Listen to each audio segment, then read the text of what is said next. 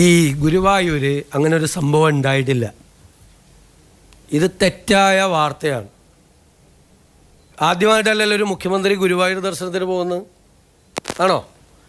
ഇനി കേട്ടോ, കേരളത്തിൻ്റെ ചരിത്രത്തിൽ ആദ്യമായിട്ട് മുഖ്യമന്ത്രിയുടെ കൂടെ 4 പേരെ ഉണ്ടായിരുന്നുള്ളൂ. അത് അവിടുത്തെ ഒരാളായിരുന്നു, അവിടുത്തെ അഡ്മിനിസ്ട്രേറ്റർ ആയിരുന്നു ഒരാൾ. എൻ്റെ കൂടെ ഒരു ഗൺമാൻ മാത്രമാണ് ഉണ്ടായിരുന്നത്. പിന്നെ അവിടെ ഉണ്ടായിരുന്ന സാധാരണ ഞാൻ ഗുരുവായൂരിൽ ദർശനം നടത്താൻ പോകുമ്പോൾ എൻ്റെ കൂടെയുള്ള ആൾ 4 പേര്. ഇനി ഞായറാഴ്ച അവിടെ VIP ദർശനം ഇല്ല. ടിക്കറ്റ് എടുത്തിട്ട് കയറണം, 1000 രൂപയുടെ ടിക്കറ്റ്. ഞാൻ 1000 രൂപയുടെ ടിക്കറ്റ് എടുത്തിട്ടാണ് ദർശനം നടത്തിയത്, കേട്ടോളാം. അവിടെ ചെല്ലുമ്പോൾ ശിവേലി നടക്കുകയാണ്. ശിവേലി നടക്കുമ്പോൾ നമ്മളതിൻ്റെ മുമ്പിൽ നിന്നു. അത് കയറിക്കഴിഞ്ഞപ്പോൾ നമ്മളതിൻ്റെ മുമ്പിൽ പോയി തൊഴുതു.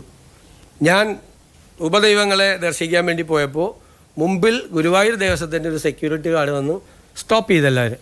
അപ്പോൾ നമ്മൾ സ്റ്റോപ്പ് ചെയ്യാൻ പറ്റില്ല, ഞാൻ തൊഴുന്നത് ഒരാൾക്ക് വേറൊരു തൊഴാമെന്ന ആൾക്ക് തടസ്സമാവില്ല എന്ന് പറഞ്ഞു. ഞാൻ അതിൻ്റെ സൈഡിൽ നിന്ന് തൊഴുകയും ആളുകൾ അതിൻ്റെ മുമ്പിലൂടെ തൊഴുത് നീങ്ങുകയും ചെയ്തു. ഇതാണ് സ്ഥിതി. ഇത് കള്ളക്കഥയാണ്, കള്ളക്കഥയാണ്. ഇതൊക്കെ എഡാക്കോട് തമാശ. അവിടെ എല്ലാ ആളുകൾ വന്ന് എന്നോട് പറഞ്ഞു, സാറേ എപ്പോഴും ഇങ്ങനെ ആയിരിക്കണം, ഇതാണ് ഭംഗി. ഞങ്ങൾ പോലും അത്ഭുതപ്പെട്ടു. ഞങ്ങളുടെ തൊട്ടടുത്ത് വന്നിരുന്ന് ഒരു അകൽച്ചയില്ലാതെ വന്ന് ചെയ്തു വന്ന് ഒരാൾക്ക് തടസ്സം അവിടെ ഉണ്ടായിട്ടില്ല, ഒരാൾക്ക്. ടിക്കറ്റ് എടുത്തിട്ടാണ് കയറിയത്. എനിക്കറിയാലോ ഇതൊക്കെ വിവാദമാവുമെന്ന്. ഞാൻ അമ്പലത്തിൽ പോരുന്ന കൂടി പറയരുത് ദയവ് ചെയ്ത്.